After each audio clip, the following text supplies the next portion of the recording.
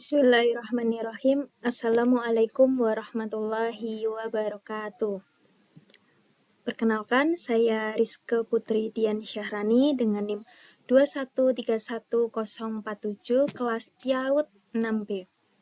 Di sini saya akan menyampaikan materi dengan judul Model Implementasi Pendidikan Inklusif.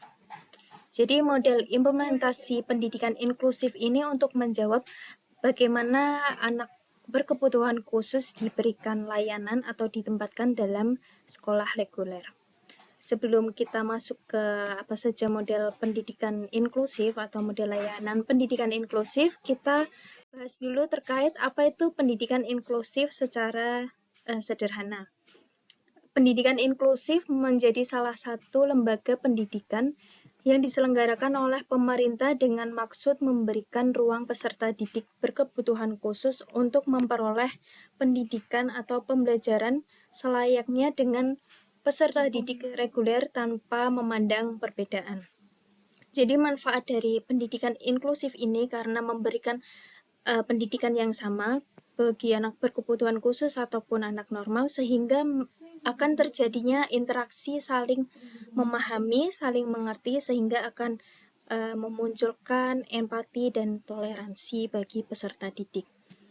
Dalam penyelenggaraannya, pasti setiap peserta didik memiliki keunikannya masing-masing seperti latar belakang, kemampuan, dan lain-lain. Sehingga dalam penyelenggaraan pendidikan inklusif harus diselenggarakan secara serius.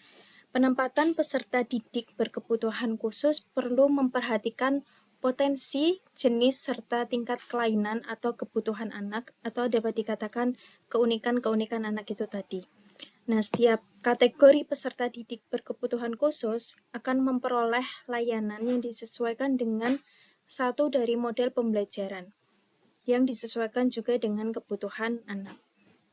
Nah, apa saja itu layanan atau model-model pendidikan inklusif? Yang pertama, yaitu model kelas reguler atau inklusif penuh. Pada model kelas reguler atau inklusif penuh, yaitu model pembelajaran yang menggabungkan peserta didik berkebutuhan khusus dengan peserta didik reguler. Dengan catatan bahwa peserta didik berkebutuhan khusus tidak mengalami gangguan intelektual yang signifikan. Karena pada kelas reguler ini semua peserta didik diperlakukan secara sama dan diberikan layanan secara sama.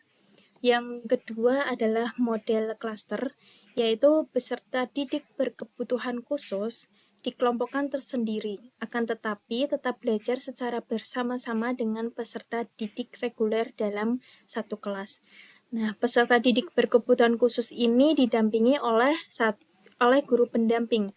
Guru pendamping di sini berperan sebagai untuk membantu anak berkebutuhan khusus ketika mengalami kesulitan dalam proses pembelajaran. Lalu yang ketiga adalah model pull-out. Model pembelajaran ini menempatkan peserta didik berkebutuhan khusus di ruang tersendiri untuk memperoleh materi pembelajaran tertentu dengan pendampingan khusus oleh guru khusus. Jadi ketika anak berkebutuhan khusus itu mengalami ketimpangan dalam suatu materi, maka dalam satu waktu anak berkebutuhan khusus ini dapat dipindah ke kelas khusus untuk mendapatkan pendampingan khusus dari materi-materi yang belum tercapai begitu. Yang keempat adalah model cluster and pull out. Model ini gabungan antara model cluster dan pull out tentunya. Jadi sistem model pembelajaran ini pada waktu tertentu peserta didik berkebutuhan khusus dikelompokkan tersendiri tetapi masih dalam satu kelas reguler. Kemudian di waktu lain peserta didik berkebutuhan khusus ditempatkan di kelas atau ruangan khusus untuk diberikan layanan khusus dengan materi, media, dan guru khusus begitu. Yang kelima yaitu model kelas khusus. Model ini merupakan model pembelajaran yang hanya menyediakan kelas bagi peserta didik berkebutuhan khusus secara penuh tanpa adanya peserta didik normal sekalipun dalam satu kelas. Tetapi walaupun dipisah dalam kelasnya, tetap dalam satu lingkungan dengan kelas reguler.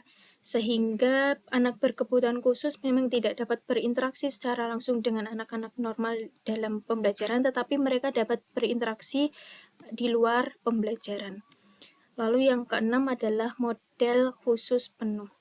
Pada model ini, peserta didik berkebutuhan khusus belajar berbarengan dengan peserta didik berkebutuhan khusus lainnya secara full.